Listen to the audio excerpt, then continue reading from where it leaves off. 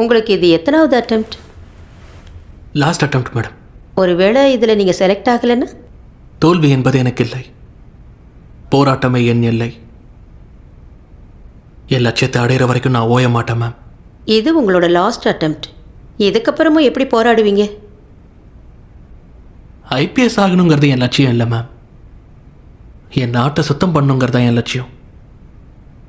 ஒருவேளை நான் இதில் செலக்ட் ஆகலைன்னா என் கிராமத்துக்கு போய் டீச்சர் ஆகி காப்பி அடிக்கிறது தப்புன்னு பசங்களுக்கு சொல்லிக் கொடுப்பேன்.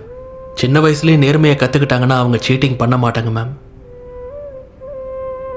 அதாவது ஒரு வாட்டி என் வீட்டில் கரண்ட் இல்லாதப்போ ஸ்ட்ரீட் லைட்டில் உட்காந்து நான் ஒரு விஷயத்தை படித்தேன்.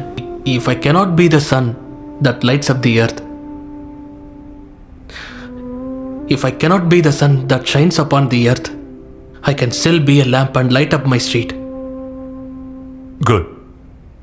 Be a lamp. சின்ன சேனல் எதா இருந்தாலும் அது கொஞ்சம் ஆதரவு கொடுங்க.